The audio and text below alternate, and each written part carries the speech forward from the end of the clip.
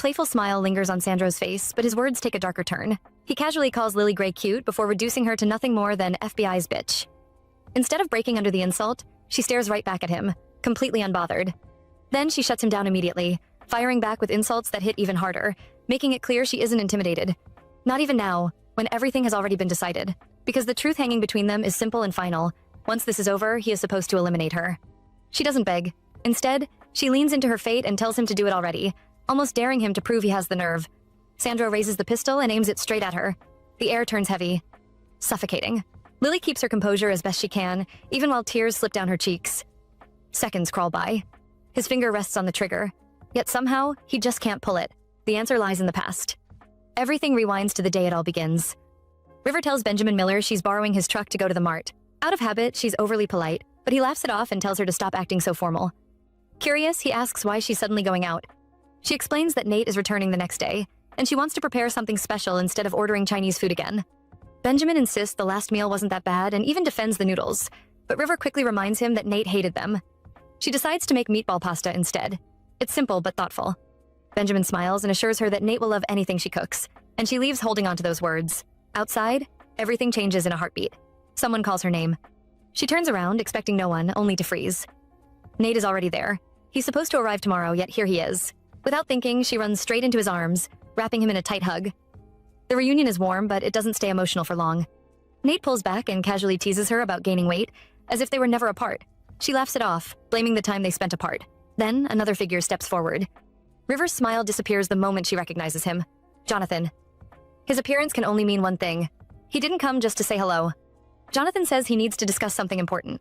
River immediately assumes it's about reinstatement, even though she knows that's almost impossible after nearly losing everything because of excessive force. When he doesn't confirm her suspicion, she loses interest, makes it clear she has nothing to say, and tries to walk away. But Jonathan refuses to let her leave. Nate unexpectedly backs him up, making one thing painfully obvious. They planned this together because they knew she wouldn't easily refuse Nate. Realizing she's been cornered, River reluctantly agrees to listen. The three of them move somewhere private. River gets straight to the point, demanding to know why they brought her there. Jonathan finally reveals the truth. There's a top priority mission, and if she completes it successfully, she'll be fully reinstated. Her badge and her position. Everything she lost. The offer sounds almost too perfect, which is exactly why she knows it comes with an impossible price. When she demands more details, Jonathan drops a single name. Alessandro Ranieri. The name hits instantly. It's one no one in their world could ever forget. Jonathan explains that Alessandro isn't just another target. He's Antonio's only blood relative and the sole heir to the entire Ranieri empire. Their mission is simple in theory, but terrifying in reality. River must get close to him, not as an enemy or a spy, but as someone he trusts completely. Someone who can move through his world without raising suspicion. In this moment, everything clicks. Jonathan asks if she has any complaints about the mission. She pauses, really thinking about it. A top-level mission to get close to Alessandro. Not Antonio, the head of the biggest mafia network, the FBI's most wanted, the man everyone is actually after. But he's been missing for years. Rumors say he's gone, but nothing has changed. No successor, no shift in power, which means one thing. He's still alive. So, the plan is simple on the surface. Get into the inner circle through his son. Find him and let the rest follow. But she's already questioning it. Why her? Jonathan answers calmly. Alessandro has a type. Women who look like her, black hair, dark eyes, Asian or mixed. Add language, combat skills, and everything else. She fits too perfectly. And that's exactly the problem. Because this isn't just any mission. Antonio is the same man who destroyed her family. The same one tied to everything she's been carrying. So this isn't random. She already knows Nate had a hand in this. Same reason he's here. Revenge doesn't just disappear. For a moment, it almost feels like an opportunity. Her only shot at getting close. But then reality settles in. She asks if there's no one else to target. Anyone easier, anyone safer. There isn't. Antonio built everything around his successor. No weak links. And the one man who might know something is untouchable. Everyone who tried never came back. So this is their last option. And that's when she says it plainly. So she's supposed to seduce him. They tell her to be careful with her words. She doesn't. Calls it exactly what it is, using her body to get information. Silence. Then confirmation. And that silence says more than anything else. Now she's stuck. All the choices in front of her feel wrong. Nate tries to calm it down, telling her it's the best shot they have, promising he'll be there if things go bad. But she's not buying it, because she knows how this ends most times. This isn't just danger, it's walking straight into it alone. He keeps talking, trying to justify it, but it's not landing. She looks at him differently now, asks him how he could even suggest this knowing everything she's been through. Out of all missions, this is the one he brings to her. That part hits. She thought they were family. Clearly not like she believed. In the end, she makes her choice. Calm and firm. She's not doing it. Then a memory slips in. She's with a guy.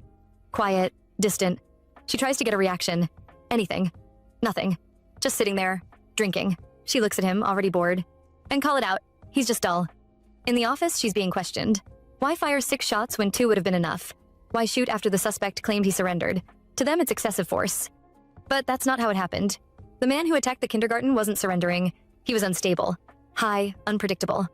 In the middle of it all, a young nursery teacher had already lost her life. When she told him to drop the gun, he said he would.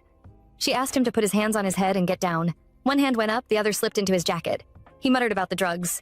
That was enough. She fired. Even now, she knows she stopped something worse. But her life twisted from that day. The media tore into her. Colleagues turned cold.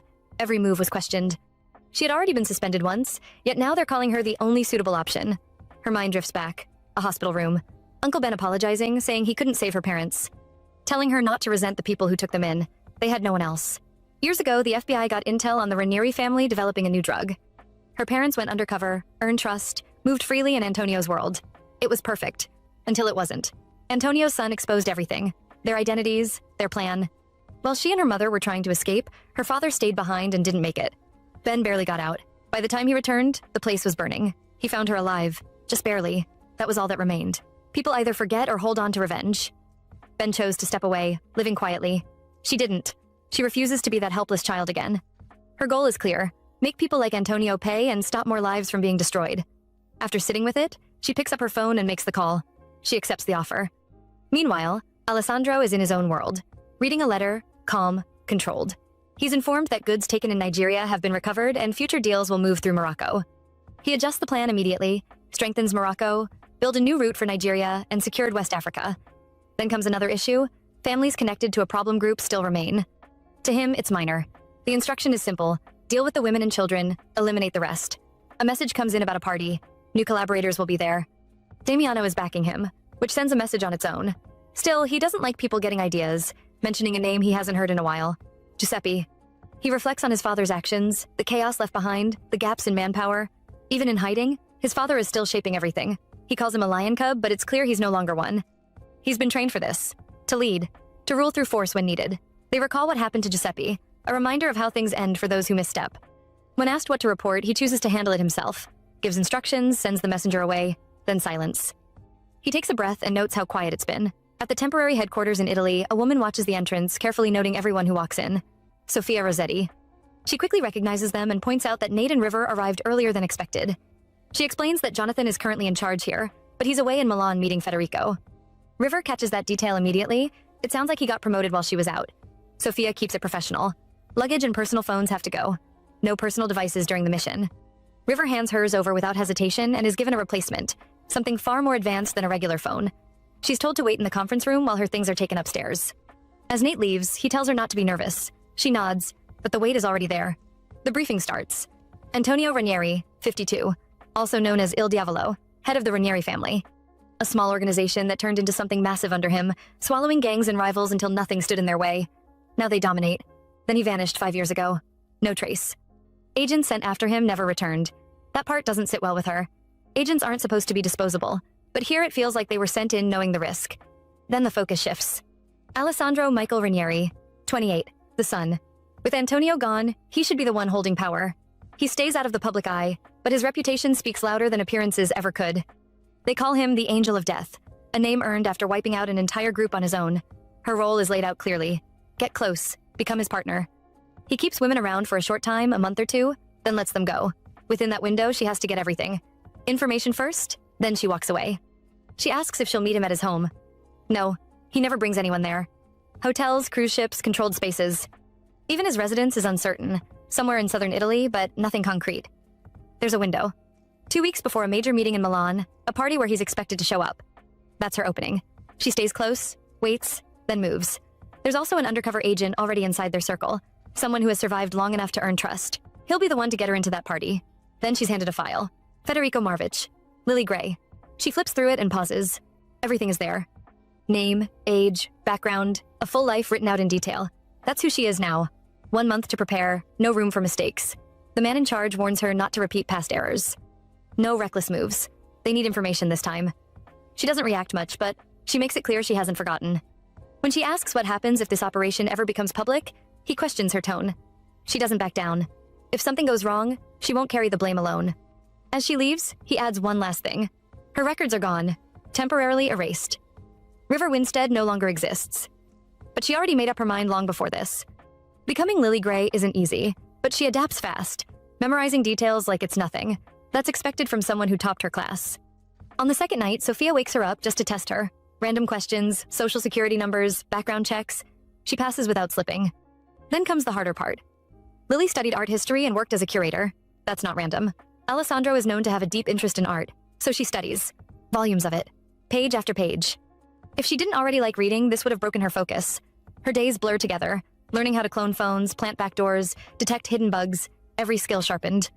Every gap closed. Then the procedure. Third day of her cycle, the best timing for an implant. The doctor asks routine questions, experience, and medical history. For a moment, she hesitates. Telling the truth could cost her the mission. So, she doesn't. The procedure goes ahead. She's told the implant is reliable as long as everything stays consistent. She thanks the doctor, but deep down, she hopes she never has to rely on it.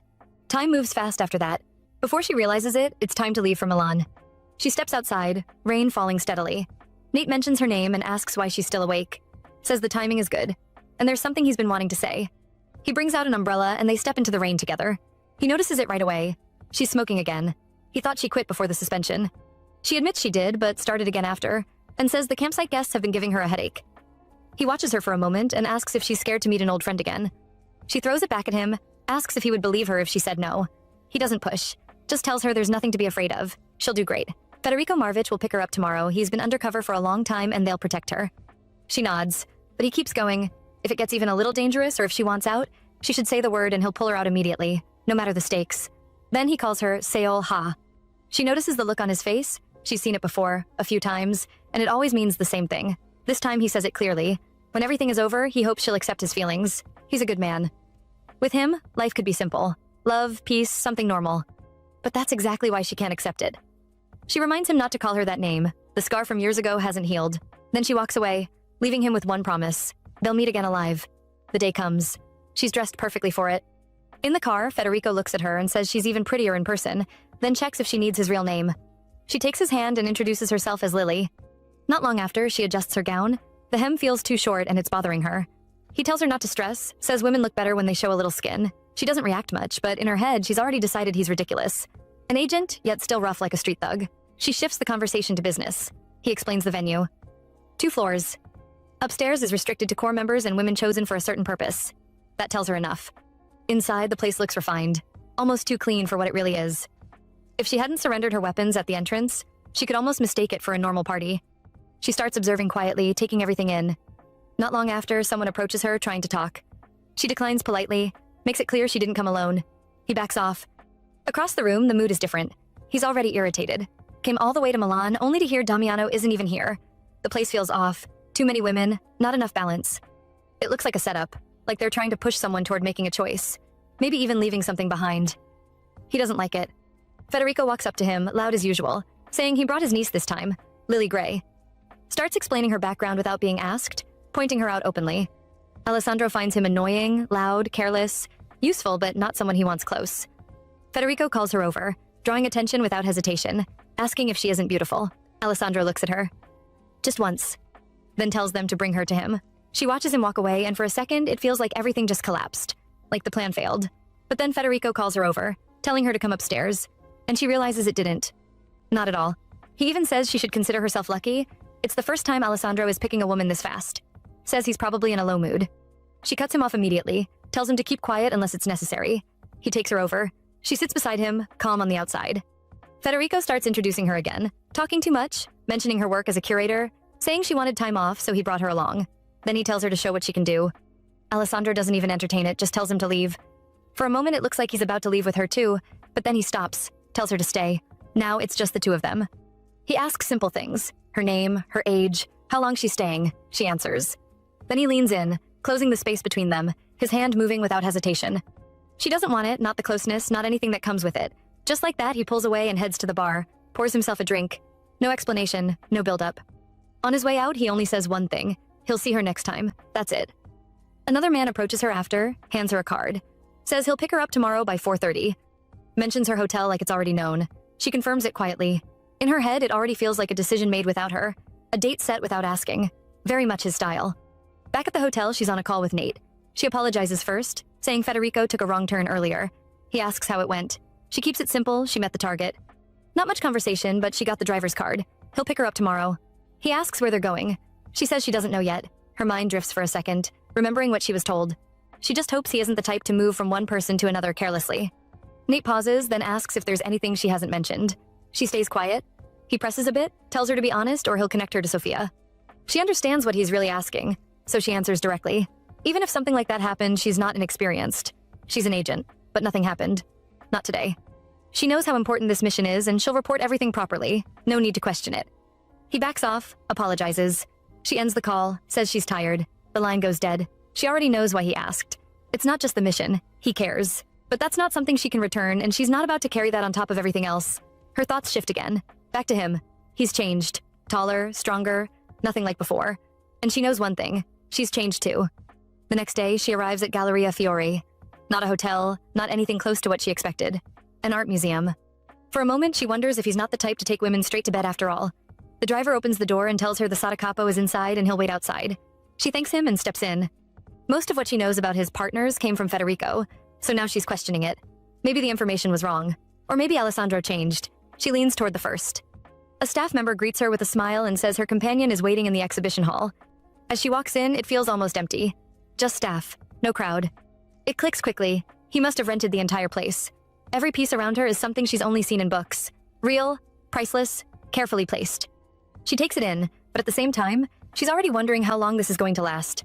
She didn't come all this way just to look at paintings. She tries to start a conversation, asks if he has a favorite painter. No response. Instead, he asks her. She answers anyway, talks about what she likes, keeps it flowing. When it's his turn, he finally speaks. Names a few, and she picks it up from there, expanding on it. The conversation moves, but slowly. Before she realizes it, they're already at the last piece. At this rate, she's getting nothing. So she asks directly, why bring her here? It can't just be for art. He asks if he needs a reason. She answers honestly. She doesn't know what he wants from her. He steps closer, turns it back on her, asks if not knowing is what's making her uneasy. Then he closes the gap completely, pulls her to the wall and kisses her. It's sudden, deliberate, enough to throw her off balance for a moment. When he pulls back, he asks if that's what she meant. She admits it is. He tells her not to worry, it's not like he doesn't have his own reasons. After that, things shift again. Dinner is already arranged. It goes smoothly, calm, no real openings, no useful information. She expects the night to end the way she was told it usually does. It doesn't. Instead, before they part, she's handed a brand new phone. That detail sticks with her. Federico said when he likes someone, he takes them to a hotel. And if a woman spends the night, she gets a phone call from his people. That's the sign she's been chosen. But none of that happened. So why the phone? The man handing it over tells her simply, the boss will contact her through it from now on. Only a few people have that number, so if it rings, she should answer. Then, just as she's processing it, Alessandro calls her back over from the car, pulls her close again, kisses her briefly, then tells her he'll contact her soon. And just like that, he leaves. Elsewhere, Jonathan offers Nate a lighter, casually bringing up the situation. Handing over someone he cares about to Alessandro, then getting reports about moments like that. He calls Nate impressive, says he respects him. Says he must be feeling it more than he shows and should take his time. That's enough to set him off. He remembers what she said before leaving, and the frustration finally breaks through. He slams the lighter down and asks if it looks like he's doing any of this, because he wants to. After the call, she already knows where this is heading. Sooner or later, she'll end up in his bed. What she didn't expect was this. These normal, almost quiet dates. It throws her off. He said he had intentions, yet he hasn't really made a move. That part bothers her more than it should. For a second, she even wonders if something is wrong with him. But that doesn't add up. Federico made it clear his past partners never had complaints. And if she were the issue, he wouldn't have picked her. And thinking back to the gallery, that moment alone says enough. So what exactly is his game? Today, they go to see a ballet. Later, she's on a call with Nate. He comments on Alessandro's taste, says it's refined. He asks about the performance and she explains it. He pushes a little more, asking how it ended, so she walks him through it. Swan Lake. The ending leaves her unsatisfied. No one really wins. Nate sees it differently, says maybe the prince got what he wanted in the end. Then he shifts back to the mission, asks if anything else happened. She keeps it simple. They watched the performance and left. Nothing unusual. She's still working on getting something useful. He reminds her about the executive meeting tomorrow. Right then, a message pops up on her phone. She checks it and pauses. It's from Alessandro. He says he'll pick her up tomorrow morning by 9.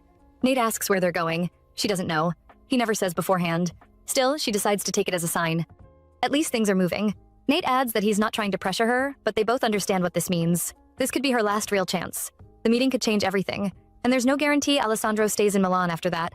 She already knows tomorrow matters. The next day, she's in the car with him. She asks where they're going. A hotel, the one he's staying at. For once, that answer actually eases her mind. At least things are clear now. They arrive, and several men are already there to greet him. Among them, Federico. That's when it clicks. This isn't just a visit, it's the meeting. She wonders if she's even supposed to be there, but when she asks, he simply tells her to follow him. Inside, he takes his seat. Someone offers to bring another chair. He declines. For a second, she thinks she'll be standing through everything. Then, without warning, he pulls her down and makes her sit on his lap. She freezes. But the meeting starts like nothing unusual is happening. She forces herself to focus, listens carefully. At one point, Alessandro suggests moving storage off the mainland and onto islands. Importing weapons is getting harder, and staying on land makes tracking easier. They're running out of secure locations. Her mind is working, but her body isn't cooperating. Sitting like that for that long, it's uncomfortable in every way. She keeps herself upright, refusing to lean back, trying to stay composed. The others respond, saying they've already started scouting isolated islands. Some warehouses are even under construction. She pieces it together quickly. Places like Greece or Croatia would fit. Weak oversight, easier movement. The discussion continues. Then someone brings up Antonio. Any word from him? That question shifts everything. For 2 years, nothing. No trace. She looks at Alessandro, waiting, hoping he says something. Alessandro doesn't answer the question straight. Instead, he looks at the man and asks why he's even bringing it up now. The man tries to explain himself, saying it's already been 5 years since Antonio went into hiding and none of them have spoken to him directly, not even once over the phone. Even the consigliere has gone quiet these days, and the last real update they got was about a year ago, so he just felt like this meeting might be the only chance to ask openly. Alessandro listens. Then his expression shifts a little, not dramatic, just enough to change the mood. He asks if the man has something to report to his father that he can't pass through him. That question lands immediately. The man backs down fast, correcting himself, saying that's not what he meant. Alessandro doesn't stretch it. He simply says time is up, that he has other things to attend to, and the meeting should end here. The rest can wait till tomorrow. Then he turns to Lily and tells her they're going upstairs. As she follows him, she's already thinking. That timing was too convenient. He definitely used her presence as a reason to cut the meeting short. But then another thought creeps in. Is he hiding where his father is? Or does he actually not know anything either? She walks behind him quietly, but in her head, she's already made up her mind. This time, she has to get something out of him, no matter how small. They step into the room and she pauses for a second. This place doesn't feel like a regular hotel room. It's too spacious, too arranged, almost like a private residence. He casually tells her to make herself comfortable, like this is nothing new. Then there's a knock on the door. The same man from earlier walks in. She recognizes him immediately. He asks if there are any instructions since the meeting has been extended to tomorrow. Alessandro says not yet and tells him to stay on standby until then. He adds that he'll reach out if anything comes up, but the man doesn't leave. Instead, he walks up to her and introduces himself properly. Paolo Verolini. She accepts the handshake, tells him to call her Lily, and even adds that his English is really good. He responds that it's basic for someone in his line of work, especially with how international everything is. In her head, she's already connecting things. This is someone close to Alessandro. Not originally part of the family, but now clearly trusted. That means information. So she decides to try. She brings up Alessandro's father casually, like it's just small talk. Paolo catches it immediately and asks if she means Antonio. She confirms and frames it like concern, saying it must be a difficult position for Alessandro with everything going on. Paolo downplays it, saying it's not as serious as it sounds, just something like internal tension. She doesn't stop there. She asks more, slowly, carefully. That's when he explains further. The family is divided into two sides. One side still supports Antonio, the other supports Alessandro. Both sides agree that Alessandro is the heir. No one is disputing that. The issue is timing. Some want him to step up and take over now, while others insist nothing should happen until Antonio's situation is confirmed. She takes that in, and it makes sense to her. With someone like Antonio, things wouldn't settle quietly, not even within his own family. Paolo adds that Alessandro himself hasn't taken a side. He's just handling the responsibilities and keeping things running, but she's still not satisfied. She keeps pushing, asking questions that slowly get closer to what she actually wants to know. Then she says it plainly.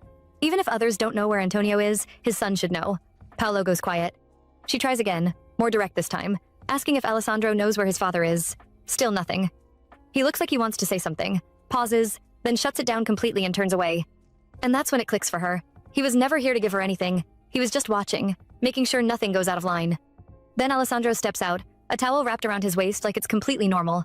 Her thoughts shift immediately. She asks if she should go wash up. He tells her it's up to her. Then casually adds that if she needs anything, he can have Paolo get it. Before she can even process that, he calls out and tells Paolo to bring a bathrobe and some new women's underwear. His subordinate keeps stepping in and out, and she starts noticing it. It throws her off a bit. Earlier, when he came out with nothing but a towel, she thought that was the moment everything would shift. But now it's different. He's just there, calm, working, while she's sitting in the living room like this is normal. She considers going the simple route, just trying to seduce him directly, but something tells her it might not work, so she switches tactics. If she wants his attention, she has to meet him where his mind is. So she brings up the meeting, asks if he's worried about what happened earlier, mentions that Paolo hinted at issues tied to his father. He answers without much emotion, says it's nothing new. That problem has been there for a long time. They just kept it hidden well enough that even the police only recently caught on to the split. She watches him, then asks again, more carefully, if it still bothers him. He looks at her, and instead of pressing directly, she shifts the conversation. She brings up the last painting they saw. The reinterpretation of Caravaggio. That gets his attention. He asks if she means the incredulity of St. Thomas, and for the first time, he actually talks more. She follows his lead, adding her own thoughts, pointing out how it captures fear and the idea of overwhelming power. Then she connects it. Says she noticed something similar in the conference room. The way everyone looked at him, the fear, but also something else. Maybe some of them are even more afraid of his father. She brings up what she heard, that Antonio was an overwhelming force within the family. That kind of presence doesn't just disappear without leaving something behind. Now that it's gone, even temporarily, it creates uncertainty. And people like that don't like uncertainty, so they start looking for something to hold on to again. A leash. He listens quietly, then asks her to continue, because it sounds like she has an idea. She does. She tells him it's simple. If dominance comes from overwhelming fear, then he just needs to become something even more overwhelming than his father. Something they can't ignore. Something they can't resist following. At first they might resist, push back a little, but eventually they'll adjust. They'll accept it. He smiles at that, tells her to come closer. She does. His hand moves to her, and he notes how she acted just now, says it was cute. Then he leans in and kisses her. He notices the small details too, like how she bites her lips, and tells her not to act innocent in front of him. He pulls her down gently, and the distance between them disappears again. She tries to stay composed, but her body doesn't fully cooperate. When he tells her to relax, that's when she realizes it. Her eyes are wet, and she didn't even notice when it started. He pulls back a little, then casually says he's never made a woman react like that just from a kiss, like it actually caught his attention. After that, he stops and helps her sit up properly instead of continuing. She looks at him, confused, and asks why. If he's not going to continue, then what was that? He just says it simply. Because he likes her. And that answer, it doesn't even help. It's too simple, almost frustrating. Normally, she can read people easily, just from talking, from eye contact, from the way they react. She always knows what someone wants. But with him, nothing is landing. It's like everything just bounces off. At this point, she's already sure of one thing. He didn't just grow into this overnight. That kind of control, that unreadable expression, he must have built it over time. And considering how sharp he already is, it makes sense why he's sitting at the top this young. Still, being this hard to read is something else entirely. Then, just like that, he changes the topic. Tells her to go back and pack her things because they're leaving tomorrow. She pauses, confused again, and asks what he means. He reminds her that she said she's on vacation for 3 months, then calmly tells her to stay by his side for the rest of it. She asks where they're even going.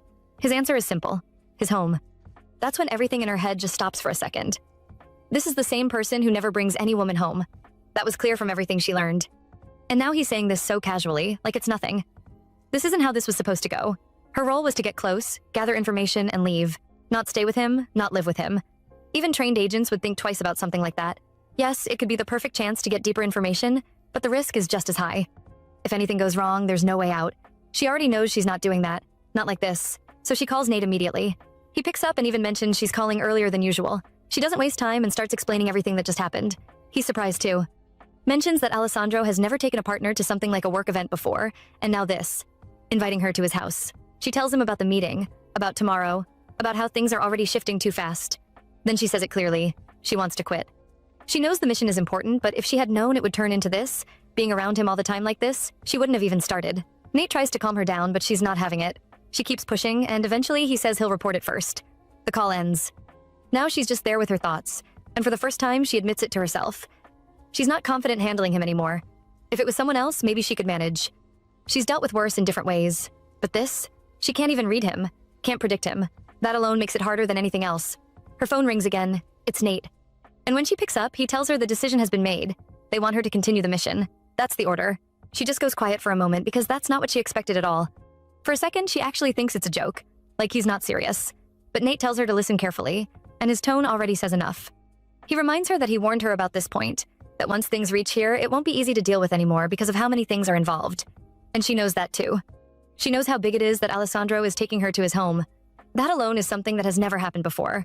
But that's exactly the problem. She asks him straight. What if she doesn't make it out of this?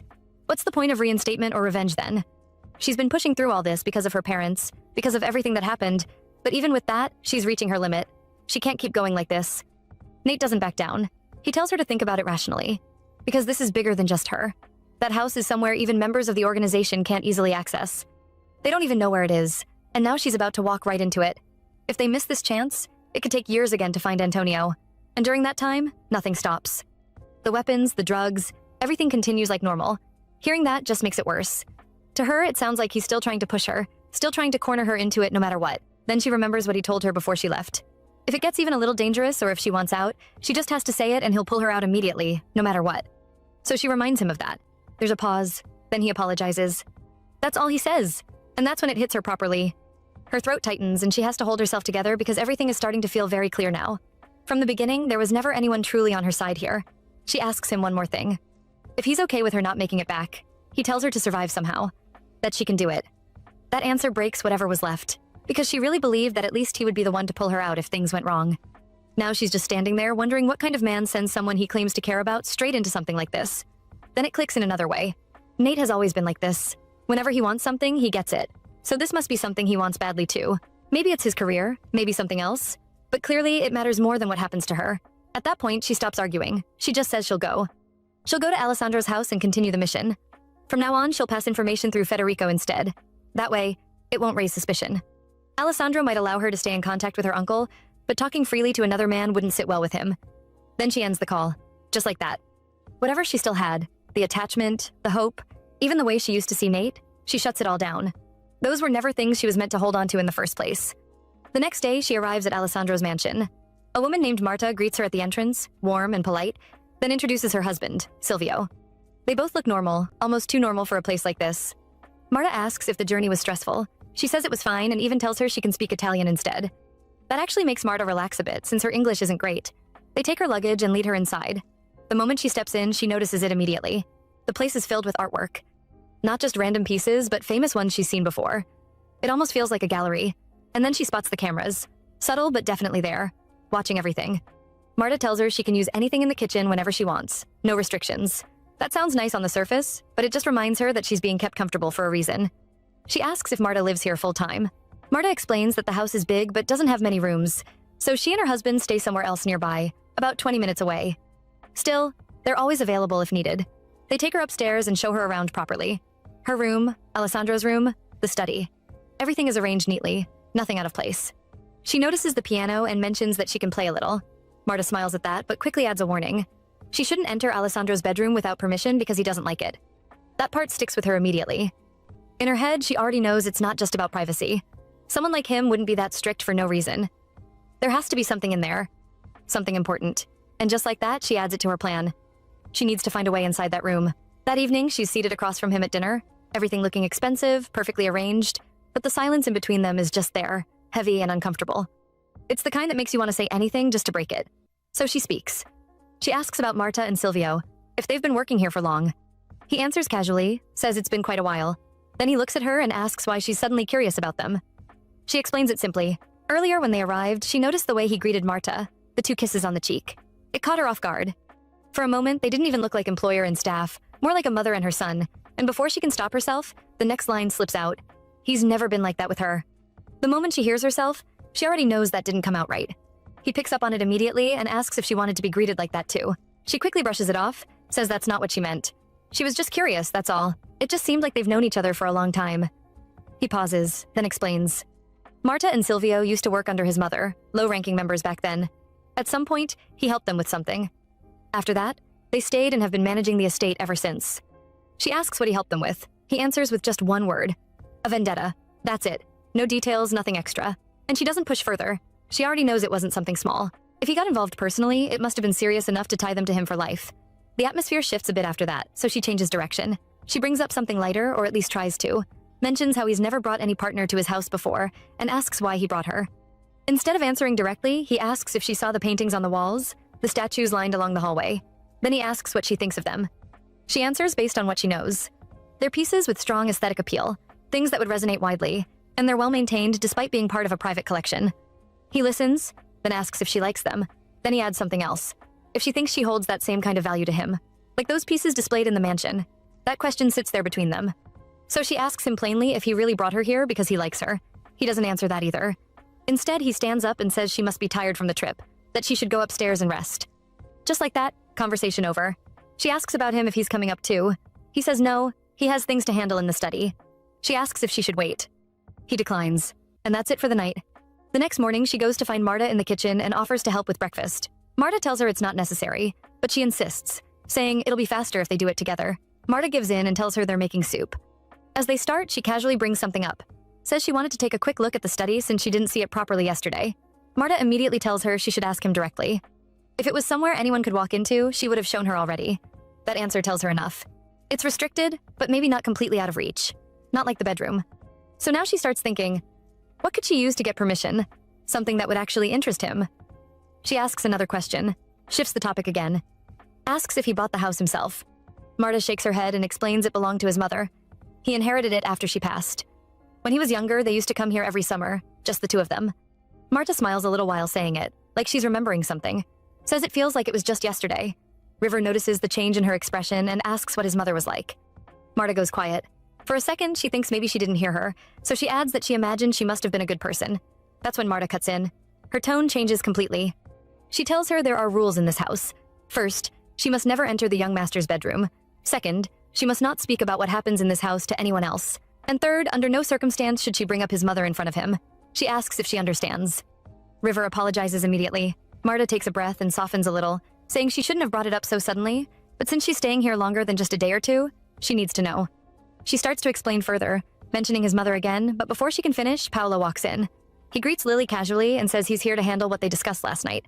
Then he asks for her phone and passport. She hesitates for a second, surprised, and asks why. He explains it's just for safekeeping. They won't go through anything. She asks if that means she won't be able to use her phone anymore, since she still wants to contact her uncle sometimes. He tells her that won't be a problem. They'll give her a new phone for that. He hands her a box. She opens it and pauses for a second, clearly not expecting what she sees inside. River considers the situation a complete disaster. The more she thinks about it, the more complicated everything becomes. She can't figure out what Alessandro is truly trying to achieve, but one thing is obvious. Paolo is doing everything possible to stop his boss's lover from contacting anyone except her uncle. With no clear answers, she is left alone with her thoughts. Alessandro left earlier that morning and still hasn't returned. Marta and Silvio should have already gone home, leaving the entire place strangely quiet. The silence feels unusual, almost unsettling compared to how things normally are.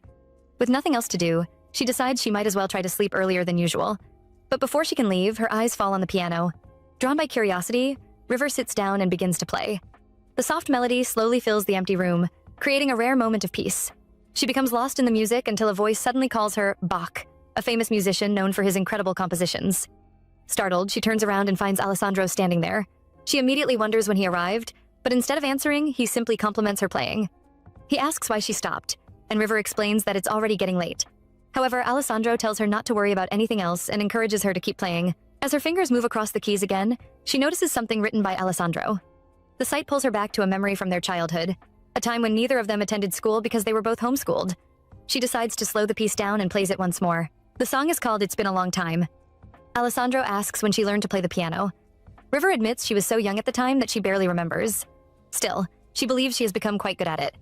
It was once a song she loved playing, but Alessandro questions whether that means she no longer likes it.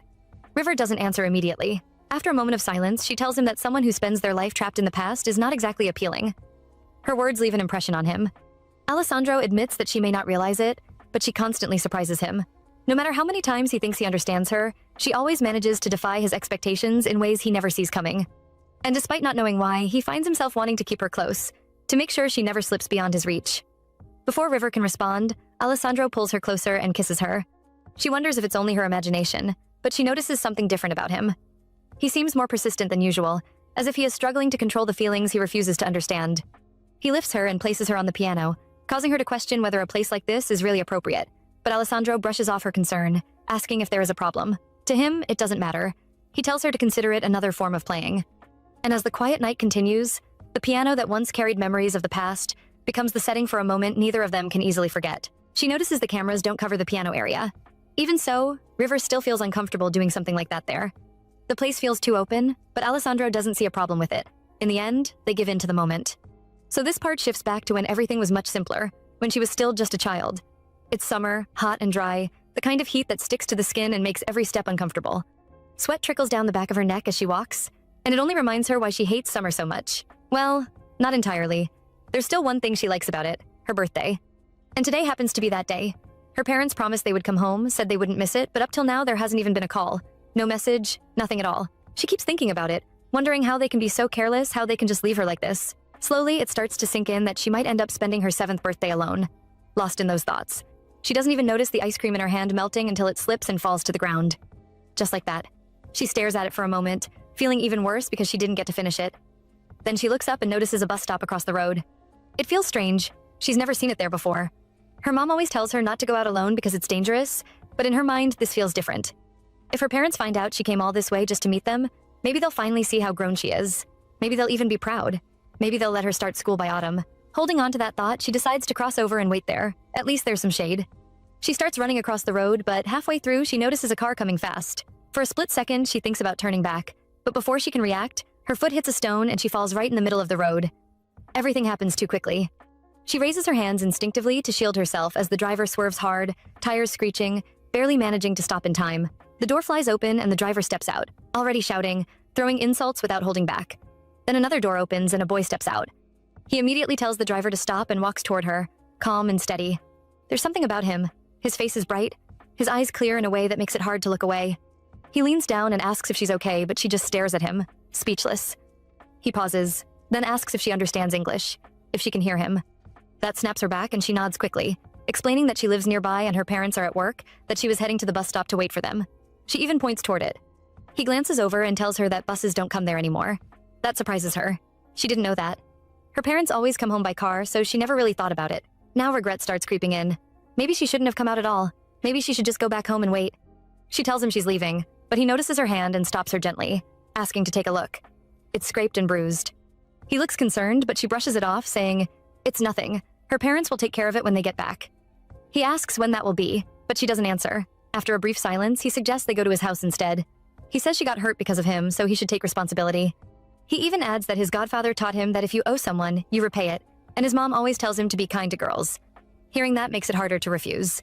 Somewhere in her mind, her mom's warning about strangers echoes, but looking at him, he doesn't feel dangerous. He just feels kind. He asks again if she'll come, and after a short hesitation, she agrees. He doesn't seem like a bad person anyway. Not long after, they arrive at his house. Everything feels unfamiliar, but he doesn't make it uncomfortable. He cleans her wounds carefully, dresses them, and even explains how to take care of it so it won't get infected. Then he asks her name. She pauses because her mom always told her to introduce herself a certain way, but for some reason she feels like telling him the real one. He's the first person her age she's talking to like this. So she tells him, Seolha, snow that falls in summer. He tries to pronounce it, struggles a bit, repeats it until he finally gets it right. Then he introduces himself, Alessandro Michael Ranieri. Now she's the one thinking his name is just as difficult as hers. For a brief moment, it feels oddly balanced between them. Then suddenly, there's a knock on the door. Both of them turn toward it at the same time, and in that quiet pause, a thought crosses her mind. Could it finally be her parents? A woman's voice sounds from outside, saying she brought milk and cookies. She steps in with a warm, easy smile, sets everything neatly on the table, and casually asks if anything else is needed. Right there, Alessandro hands her a phone number and asks her to call River's parents. River barely notices. Her attention is completely gone the moment she sees the food. Cookies, milk, everything looks perfect, and she's already imagining the taste before even touching it. Then suddenly, something wet brushes against her hand. She freezes, slowly looks down, and it's a dog, happily licking her like it just found a new favorite person. Panic kicks in immediately. Alessandro reacts at once, calling the dog over and introducing it as Noche, adding that it's a huge glutton, his tone carrying a small apology. He tries to calm it, explaining he can't play right now, but Noche ignores him completely and keeps jumping up, licking his face like it owns the place. At the same time, the maid glances at the phone number again, and her expression shifts, surprise, mixed with something else, like recognition. Still, she nods, takes the dog outside, and is told to inform them once the call goes through. Alessandro turns back to River and tells her to stay in his room until they reach her father. Just like that, a thought settles in her mind. Does this mean she actually gets to spend time with a friend? A few minutes later, she's quietly eating cookies, enjoying every bite, while he sits across from her reading like it's the most normal thing in the world. The room feels calm, too calm, and not at all what she expected. She starts wondering how he isn't bored. Her eyes wander around, thinking of finding something to do, and that's when she notices it. No toys, no dolls, nothing familiar, just books. So many books. Does he really like reading that much? Doesn't it get lonely? Or even a little scary sleeping in a room like this? Curiosity gets the better of her, So she picks one up and opens it, then pauses. No pictures, not even one. Before she can process it, he asks if she's bored, a small, genuine grin on his face. He explains he has to read up to a certain page because he promised his teacher, not a school teacher though, since he doesn't go to school. He has a tutor, so he studies at home too. Just like her. Then he brings out a chessboard and suggests they play. She has no idea what it is, not even a little, so he offers to teach her, and actually does. Patiently, step by step, explaining everything without rushing. Even when she doesn't get it, he just slows down and shows her again. At that point, it's clear to her. He's really kind. Time passes without her even noticing until the maid returns to say her father called and is on his way. Instantly, excitement lights up her face, finally, but almost immediately, something else follows. A quiet sadness. Just moments ago, all she wanted was to see her parents. Now, leaving doesn't feel that simple. She takes another bite of her cookie, then casually mentions that it's her 7th birthday. He pauses, then wishes her well, adding that he'll turn 9 in winter. Only 2 years older, yet somehow he feels much more grown. She explains why she came out earlier, how her parents didn't return, how badly she wanted to see them, and how it led to everything that happened. Then she thanks him. For bringing her in, treating her wounds, teaching her chess. She admits she had fun, more fun than she expected, and hopes they can meet again. He watches her quietly for a moment, then offers her the chess set as a birthday gift. That catches her off guard. Her first present today, and it's from someone her age. Still, she hesitates. Even if she takes it home, who will she play with? Her parents are always busy, and she doesn't have friends, so she gently refuses. He assumes it's because the set is used, but she quickly shakes her head and explains, it's not that. The game was only fun because she played it with him. So instead of a gift, she asks for something else. She wants him to be her friend, so she can come back and play again. And just like that, he goes quiet, his face turning slightly red, like he doesn't quite know what to do with that, but he doesn't look like he minds either. So after staying quiet for a bit, he finally agrees they can be friends, but there's a condition. For her to come over again, both her parents and his mom have to approve it. Immediately, she lights up, grabs his hand, already trying to drag him along to go ask right away. In her head, it's simple. Get permission here, then handle her own parents later. He slows her down, explaining his mom doesn't like people bursting into her room. That barely stops her, then they can just knock, or maybe she isn't even around. He tells her she's inside, but before they can move, the maid steps in with a strange look and says something in another language. She doesn't understand until he translates, her parents are outside. Everything shifts instantly. She asks him to show her the way out, and he does, but there's still that small worry sitting in her chest. She hasn't gotten permission yet. Outside, she runs straight into her mom and hugs her tightly, excitedly saying she made a new friend, but the reaction she gets is off. There's hesitation. She looks up and sees him on the balcony with a woman beside him. Calm, elegant, beautiful in a quiet way. That must be his mom. Without waiting, she greets her and says they're friends now, asking if she can come again next time. Her dad cuts in immediately, saying it's rude and they should leave. Her mom mutters, questioning why she would even be there. That part confuses her. But just as they're about to go, his mom says it's fine for her to visit sometimes, and he repeats it too. That's all she needs. She lights up again, promises to come back, holding on to that moment. Then everything fades and she wakes up in the mansion. Not a hotel, not somewhere temporary, this place again. The ceiling looks unfamiliar for a second before everything comes rushing back. Trying to sit up is a mistake. Her whole body protests like every bone was broken and forced back together. At this point, she's just thinking he's actually insane. No matter how urgent things were, at least a bed would have made sense. Even touching that piano again feels impossible. Her thoughts drift to Marta. Then the door opens and he walks in, looking completely normal, calm, like nothing happened. It's annoying, but it suits him. He's holding a tray with 2 bowls, sets it down on the bed and asks if she likes it. Fruity Hoops. She pauses. That used to be her favorite cereal when she was little, before everything changed. She hasn't touched it in years. Instead of answering, she asks if he likes it. He says it's the only cereal he's eaten since childhood, so she takes a spoonful. And just like that, the taste hits. Exactly the same. For a brief moment, it feels familiar. Then he casually mentions she passed out yesterday, says it must have been her first time based on how inexperienced she was, and asks why she didn't say anything. That question just hangs there. Because honestly, would it have changed anything? Thinking back, there was no room for logic with him. Saying it or not wouldn't have changed the outcome. Still, right now it's not about the truth.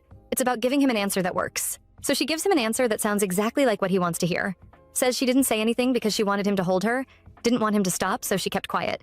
In her head, that should be enough to settle it. Then she thanks him for the meal like everything is normal. He picks up a cherry, looks at her for a moment, and says he can't tell if that was brave or just reckless. Then he leans in, gives her a kiss, and pulls back when he notices how tense she looks. He tells her he doesn't intend to touch her, and that alone eases something in her chest because she was already thinking he might start again.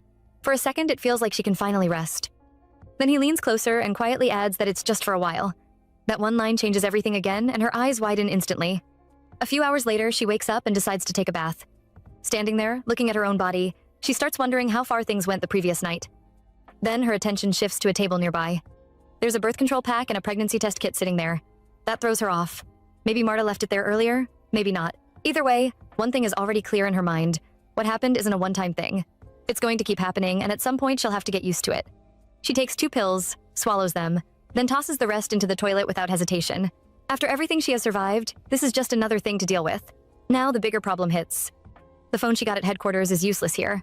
She can't freely enter his study or his bedroom either. So what's left? If that's the situation, then she has to make him lower his guard. Slowly if she has to. Right now, survival comes first. Leaving this mansion in one piece comes first. And to do that, she needs to offer him something more than just her body. Something that actually keeps his interest. The question is, what exactly? The next morning, she walks into the kitchen and greets Marta. Marta asks if she slept well and offers her some kale juice. She thanks her and asks about Alessandro. Marta says he went out to exercise, but the issue is he left without an umbrella and the weather looks like it could turn any minute. That's all she needs to hear. She offers to take it to him and asks which way he went, already seeing this as the perfect chance to be alone with him. It doesn't take long before she catches up. She tells him it looks like it might rain, so she brought an umbrella, then pauses. Because there's no umbrella in her hand. He asks where it is, and that's when it hits her. She apologizes, saying she thought she had it all along. At this point, there's nothing to do but move past it. The sky hasn't opened up yet anyway. She shifts the conversation, saying she likes exercising too and asks if she can join him every morning. He agrees easily and keeps moving. The path they're on is quiet, surrounded by scenery that almost doesn't feel real. She finds herself thinking she could run here every day and never get tired of it. He mentions that during winter the path gets muddy because of the rain, so she should enjoy it now. When it gets colder, he runs by the beach instead, which isn't far, though he doesn't go there often. That catches her attention immediately. If the sea is nearby, then the mansion can't be too far inland. Maybe if she studies the coastline, she can narrow down the location. So she brings it up casually, saying she likes the feeling of sand under her feet and the sound of waves. He doesn't respond, just silence. That makes her wonder if he even entertains small talk at all. So she switches tactics, runs ahead, turns to face him, and asks directly why he's been so busy lately. Every time he's around, he's locked in his study.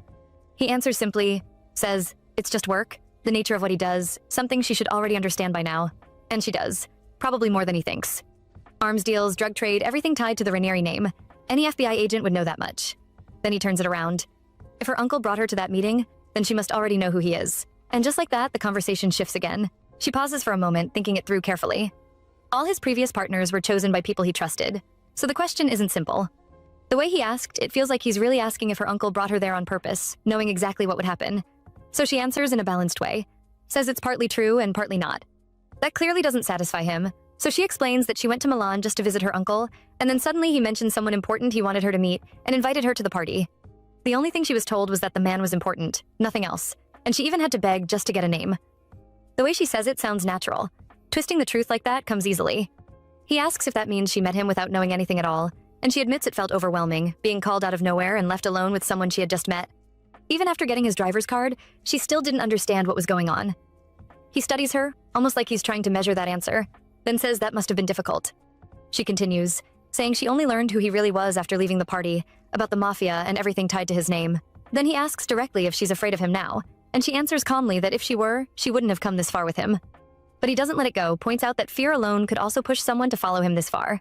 That kind of question again, sharp and testing. So she chooses her next words carefully, because the version of Lily Gray he knows isn't supposed to hesitate. She tells him he doesn't seem different from anyone else, no matter how her uncle introduced him. If she had felt real danger, she would have walked away. What she saw in Milan was just someone who loves art. Him being in the Mafia doesn't make him special in her eyes. Saying that leaves a bitter taste in her mouth, but she keeps going, pointing out that he eats like anyone else, works out, spends time in his study, sleeps at night. Nothing about that makes him different.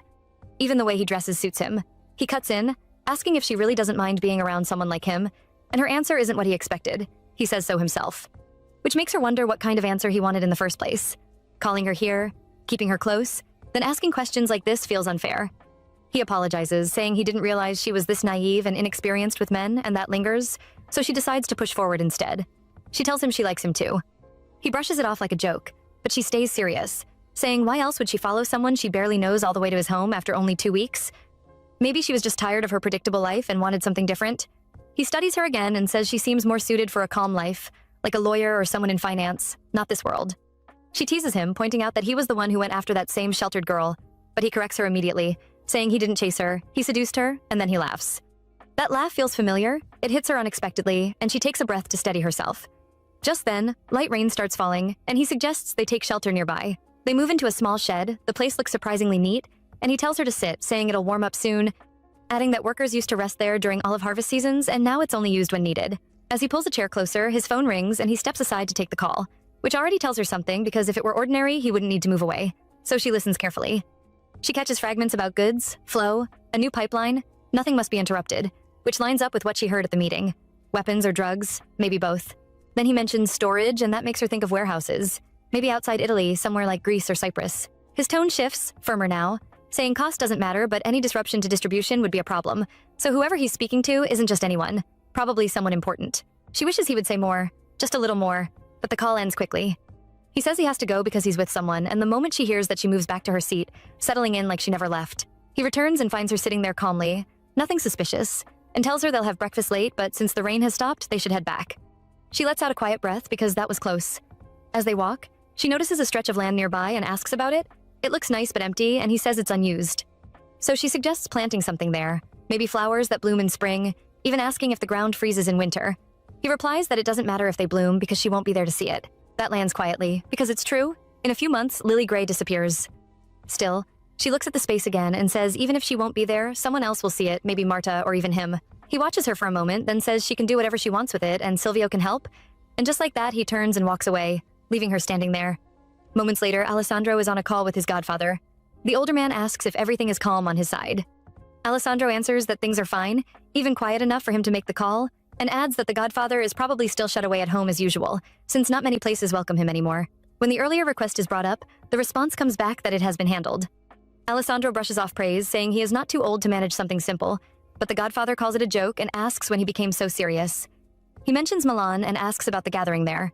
Alessandro pauses, because what comes to mind is not the meeting but Lily, first in a red dress under the lights, then in a simple blue outfit during an early morning run. The second image lingers longer. He catches himself drifting and grows slightly silent.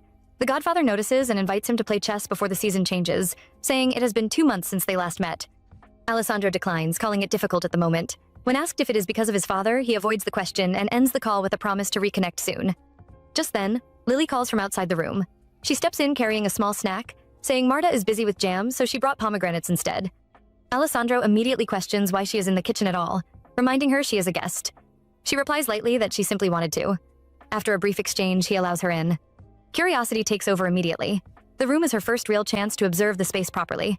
She walks around slowly, taking in every detail. The shelves, the desk, the quiet order of everything. Her attention catches on a secured safe hidden behind the desk, likely protected by biometric access.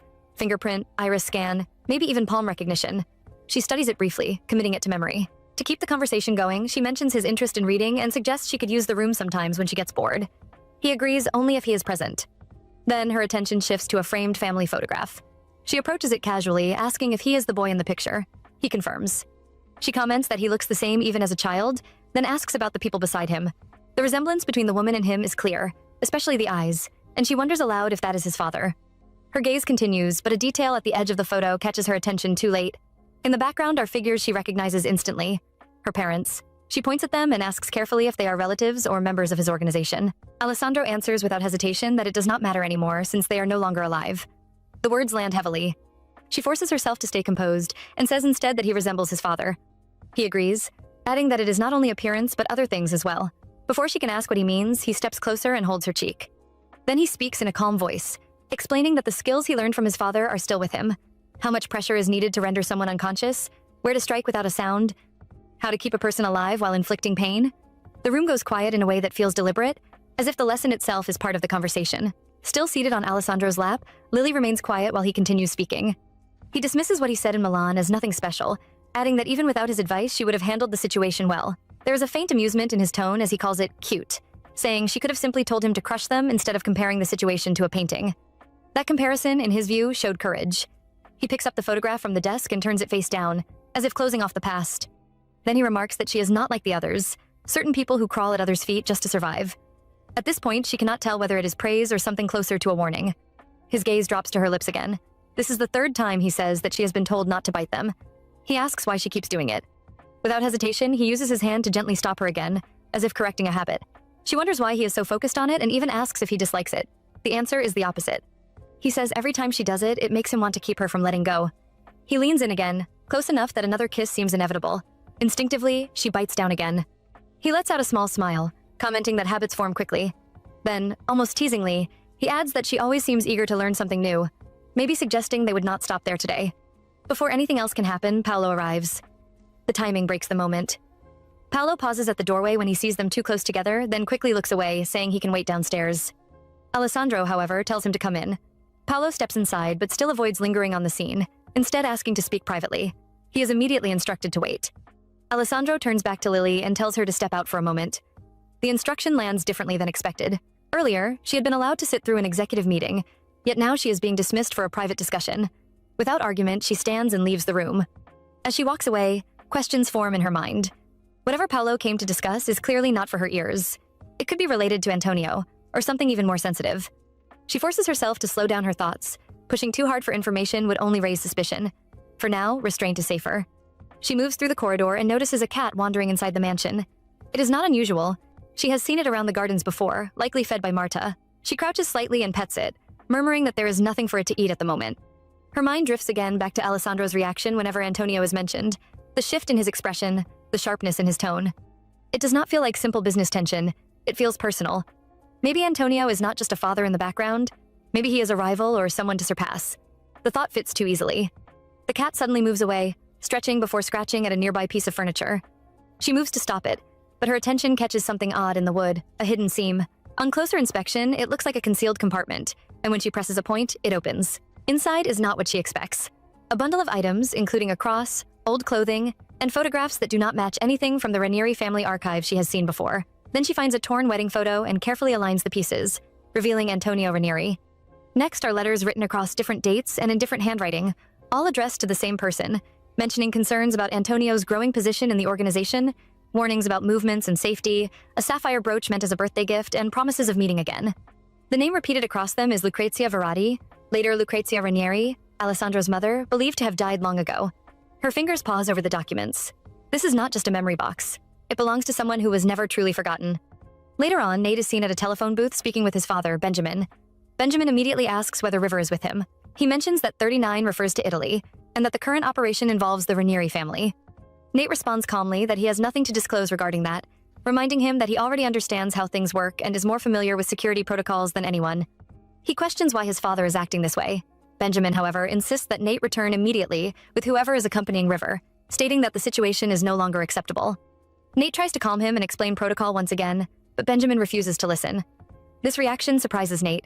His father has never been this forceful before. He wonders if it is connected to what happened 18 years ago, when Benjamin lost both his partner and his wife. That trauma must still weigh heavily on him, perhaps fueling his fear that history could repeat itself. Nate reassures him that they will return safely, but Benjamin rejects the assurance outright, calling him naive. He says he too once believed everything would be fine. At that moment, a knock comes from outside the booth, signaling that Nate has already been speaking too long. He quickly bids his father farewell and ends the call. Later, during a meeting, Nate frowns as he reflects on what his father would have said if he knew the truth. That River, someone he sees almost like a daughter, is currently inside the Ranieri household, and that Nate himself played a part in placing her there. A man in the room brings up Marvich, and someone replies that it is nothing unusual for members to gain status within the family after introducing a partner. Others agree, though they still acknowledge his skill. Jonathan then speaks about River, suggesting she may be better suited for other types of tasks rather than field missions, implying she should be reassigned. That remark immediately irritates Nate. He questions why they would send an agent into a dangerous situation like that and speaks sharply against the comment. He has always noticed Jonathan's tendency to criticize River's performance excessively. Even during her suspension, instead of supporting her superior, he focused on her mistakes. River, however, has never once complained. A woman nearby tries to interrupt him, but Nate continues, stating that River is currently risking her life in the field and may not return alive. How can anyone suggest she be reassigned so casually? Does Jonathan have any sense of conscience at all? The woman apologizes and requests permission to leave with Nate Miller, stating they need to organize the supply room. Outside, Nate is led away and told to calm down. He is also reminded that this is not the time to get caught up in emotions. He is handed a lighter and tries to steady himself. She then asks what he hoped to achieve by reacting that way. Everyone already finds Jonathan difficult to deal with, but there is little they can do while Spencer remains in charge. Nate admits he could not stay silent and listen any longer. It hurts even more because, on the day they voted, he personally voted against pulling River out, but later lied to her, saying it was an order from above. That day, only 4 people opposed her withdrawal: Jonathan, himself, and 3 others. Only Sophia argued that the agent's safety should come first, the same stance he should have taken. Now, speaking about it feels hypocritical, but Sophia cuts in, stating that this is not the time for regret or debate. Regret will not bring River back. She also reminds him that River made her own choice. If she could not escape, she chose to fight. And if things had gone differently, she could have walked away entirely, and Marvich could have covered it up by saying she left due to a family emergency. There was a moment when leaving was possible, but she stayed and fought instead. So instead of dwelling on guilt, they need to focus on bringing her back safely. Nate thanks her and agrees to continue the work, though emotionally he is still unsettled. The conversation leaves him with a clearer mind, even if his heart remains heavy. At that point, Sophia suddenly stops him again, saying she has important information about Alessandro's former partner, a retired lingerie model. She reveals that Courtney Lin, born to a Taiwanese mother and American father, was once at the height of her modeling career. However, after being involved in a drug scandal 2 years ago, she became the subject of intense media scrutiny and eventually disappeared from the industry. Rumors of her relationship with Alessandro had circulated within the FBI for years. Recently, she has been arrested in Tuscany for drug possession and is currently in custody awaiting extradition. Sophia suggests they meet her, as she may have useful information. Nate agrees. They arrange to see her as soon as possible. Lily stands by the window, watching the heavy rain pour endlessly, the sound filling the quiet mansion. The weather makes her uneasy. Marta and Silvio are away on vacation, and Paolo has not been seen since yesterday. Everything feels too still, almost suspiciously calm. Still, that silence gives her an opportunity. With no one around and Alessandro locked away in the prayer room all day, she decides it is the perfect time to go through the letters she found. Whatever he is doing in there, it clearly does not involve coming out anytime soon. The thought lingers though. Why the prayer room? It does not seem like a place someone would casually sit in for hours. She remembers the first time she saw it. Compared to the rest of the mansion, it looked untouched, almost frozen in time. Marta had called it the most beautiful place in the house because it remained exactly as it was before the renovations. There had been an old Bible inside, worn and aged, something that clearly had not been replaced in years. She had wanted to touch it then, but stopped herself, reminding herself that anything unrelated to the mission had no value. Marta had almost said more about what Alessandro does in that room, but quickly cut herself off and changed the subject, pulling her away to show the rooftop garden instead. Back in the present, Lily bends down and picks up one of the letters again. The handwriting suggests it came from Lucrezia's older brother. Slowly, a story begins to form. Lucrezia had been the beloved youngest daughter of a small-time boss, likely losing her family when their organization was absorbed before being forced into marriage with the enemy. One letter mentions her honeymoon being canceled due to poor health, urging her to rest. Another apologizes for not being there when she was discharged from the hospital. Then she finds one speaking of a funeral, held quietly but properly, with a caretaker hired for the cemetery. The main house had been sold according to instructions, but the villa was kept. That word catches her attention immediately. The villa must be this mansion. The letter expresses hope that once she recovers, she can come here to rest. As she continues reading, the tone of the letters feels less like normal communication and more like desperate encouragement. Losing her entire family, being forced into marriage, carrying a child in such circumstances, it feels less like living and more like enduring.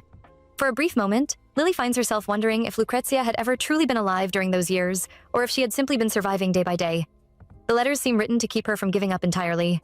Then she notices initials that point to Paolo Verolini. That changes everything.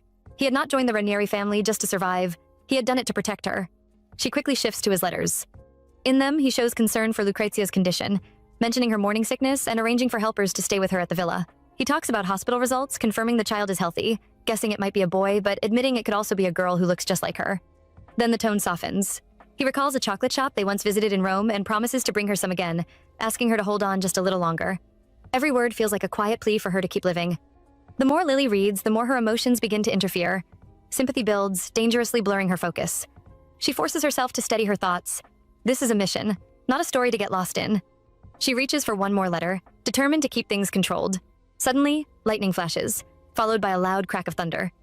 In the next instant, the entire house goes dark. The power is out. The silence that follows feels heavier than before. If Marta were here, there would be candles or a flashlight, but now it is just her and Alessandro in the mansion. Carefully, she puts the letters back and makes her way toward the prayer room. The hallway is dim, shadows stretching across the walls. As she reaches the door and raises her hand to knock, it swings open on its own. Alessandro is already there. He asks if she is looking for him, and though she is startled, he simply says he saw her shadow through the window. Then he asks why she came. Her words come out slightly uneven, but she manages to ask if she can come in. He allows it. Inside, the room feels the same yet different, unchanged in appearance but heavier in atmosphere. She casually mentions how it would have been nicer if the weather were clear, then asks what he has been doing all this time, whether he has been praying or thinking about something serious. His answer is vague. Both and neither. It becomes clear he is not in the mood to talk. She decides not to push further and says it feels like she is interrupting him.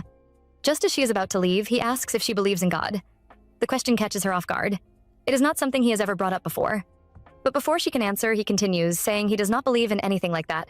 To him, it is all meaningless, just something people use to comfort themselves. Humans, in his view, are nothing more than puppets acting out roles on a stage, everything unfolding like some twisted joke rather than divine will. His gaze settles on her as he speaks. If that is the case, then her appearing here, right in front of him, must also be part of that joke, a setup, a role already assigned, and then, quietly but pointedly, he asks what exactly her role is supposed to be. Alessandro's question hangs in the air. What exactly is her role? Lily studies him for a moment, trying to read the expression on his face. Something about it feels off, almost like a sudden fever has taken hold. Why ask something like that now? Why look at her that way? She refuses to let that strange mood pull her in. If he believes people are puppets, then he should act like one and stick to his role. She won't carry whatever vague feelings he's trying to pass on to her, so she answers simply. According to him, she's just another puppet, nothing more. She asks to sit, and he allows it.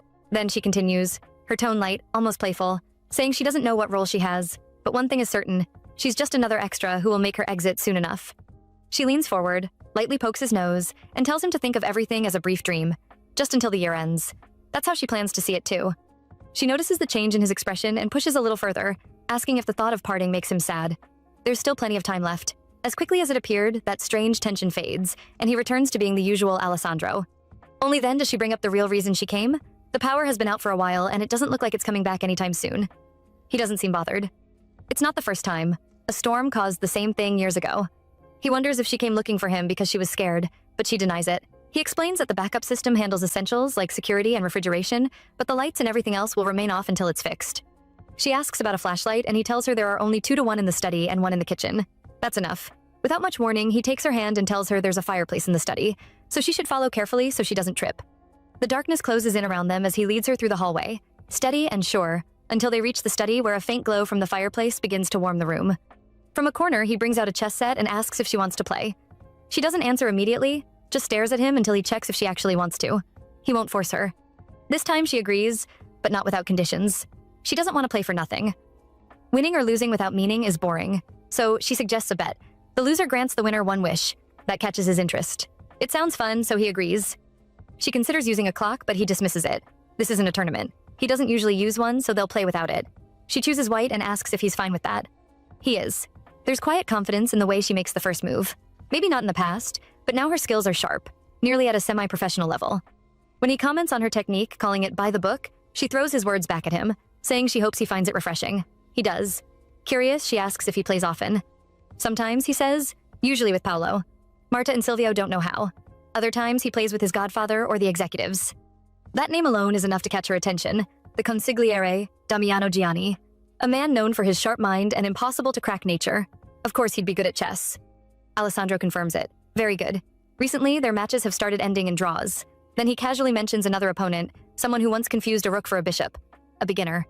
He explains he taught her the rules back then, so it wasn't really a proper match. But she played well, for a beginner. Lily asks about that person now. His answer is simple. She's dead. No pause, no hesitation. Shot on Christmas night. Unfortunate, he adds. Especially since he was the one who killed her. He doesn't even remember her name anymore. The room falls into silence, but the game continues. Move by move, the tension shifts back to the board. At one point, it looks like she's winning. Like victory is within reach, but in a single turn, everything flips. He takes control effortlessly. The match ends. She loses. He admits her skills aren't bad. Her confidence made sense. But that doesn't sit well with her. Not when he turned the game around the moment he found an opening. Still, a deal is a deal. She asks what he wants for his wish, but he doesn't answer. Not yet. He says he could ask for anything. Something simple, something meaningless, but that would waste the opportunity she clearly wanted. Instead, he watches her, more curious now than before. It's obvious she didn't suggest the bet for nothing. So he asks, quietly but directly, what it is she wants so badly that she would even propose something like that, and she shrugs it off, saying it's nothing serious, just that things feel more exciting when there's a reward on the line instead of a simple win or loss. He doesn't believe her. The Lily he knows isn't that careless. She's calculated, efficient, always moving with some kind of intention, so there has to be more behind it. That alone makes it clear he's been paying close attention to her all this while. Instead of letting it go, he points out that he has gone along with everything she's asked of him so far, even if it hasn't been much, so there's no reason for her to hold back now. But she refuses again, calling it a secret, insisting it would ruin the fun if she just said it outright. Leaving one thing hidden might keep him thinking, maybe even restless, and if he really wants to know, he can always use that wish later. It's a gamble, but she needs the provocation to land. For a brief second, it feels like he might brush it off, but instead he steps closer, a faint smirk forming before he suddenly kisses her. When he pulls back, his tone is calm, almost playful, as he says there are many ways to get her answer without using a wish. He could make her tell him without force. That alone makes her tense, even if she tries to hide it, because she understands exactly what he means. Still, she pushes back lightly, saying she already knows what he'll do, that he'll just kiss her again. Maybe it's time to act more like the Lily he expects, so she tries to take control and lean in first, but her body betrays her, instinctively resisting in a way she can't fully control. He calls her and she responds smoothly like always, ready to cover it up. But the realization hits. He has always been the one to make the first move. Always the one who desired first while she simply responded. That thin line had been protecting her real self, and now even that feels like it's fading. He notices, of course, and with quiet amusement tells her she still has a lot to learn, that all she needs is patience. Then he closes the distance again, taking control completely, and this time she doesn't resist. She simply yields. During everything that follows, her body eventually gives out again, and when awareness slowly returns, everything feels quiet and heavy. She finds herself lying on a bed, with him right there beside her, watching closely. The moment her eyes open, he tells her it has been about 2 hours, like he has been keeping track the entire time. Then, almost casually, he asks if she is ready to talk now. That question alone makes her pause. Instead of answering directly, she pushes back a little, asking what he would have done if she refused again. His reply comes easily. If she has the strength for another round, then nothing will stop him. The tone sounds light, almost like a joke, but there is something in the way he says it that makes it hard to completely brush off. That alone is enough to make her reconsider everything. He leans closer, gently taking her hand, his voice lowering as he asks if she is trying to make him take things seriously. At that point, dragging it out no longer makes sense. Pushing him any further will only make things worse for her, so she finally decides to speak. The secret turns out to be nothing dramatic, just simple frustration. Being stuck inside all the time because of security, using an outdated phone, having nothing to do while he stays busy, it is boring, plain and simple. Hearing that, everything clicks for him. That is why she insists on the bet. It is easier to get what she wants without directly asking. He mentions that he will be going out soon, but assumes she will be bored if she tags along. That instantly catches her attention.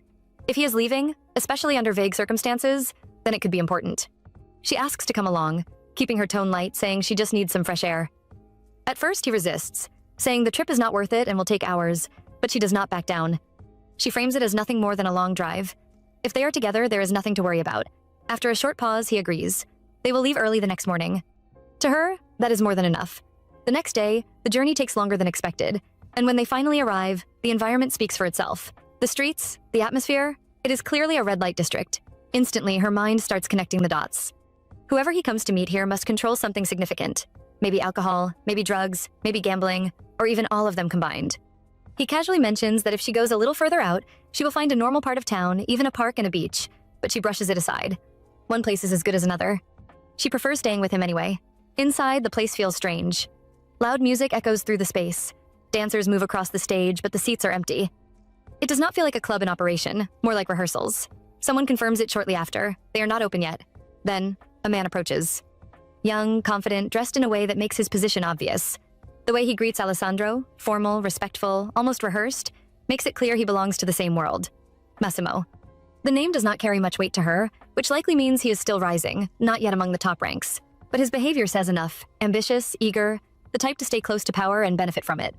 When he brings up rumors about her, Paolo immediately shuts it down, cutting the conversation short before it can go anywhere unnecessary. The discussion that follows feels oddly light, almost meaningless. It does not seem connected to anything serious, which only makes her more suspicious. Why travel all this way for something like this? Then everything shifts. Paolo checks his phone, his expression changing slightly before he leans in and whispers something. Whatever it is, it makes Alessandro stand immediately. He excuses himself and tells her to wait, saying he will not be long. And just like that, she is left alone. Massimo turns his attention fully to her. He repeats the rumors, asks for her name, compliments her appearance. His tone sounds polite, but there is something off about it, something that makes her skin crawl slightly. Still, she smiles, playing along, keeping everything under control. This is still part of the mission. Then he offers her something. He calls it something good, something she will definitely enjoy. That alone is enough to raise suspicion. When he finally hands it over, the truth becomes obvious without needing any explanation. Drugs. Enjoying this so far? Comment Lily for part 2. Until next time, ciao.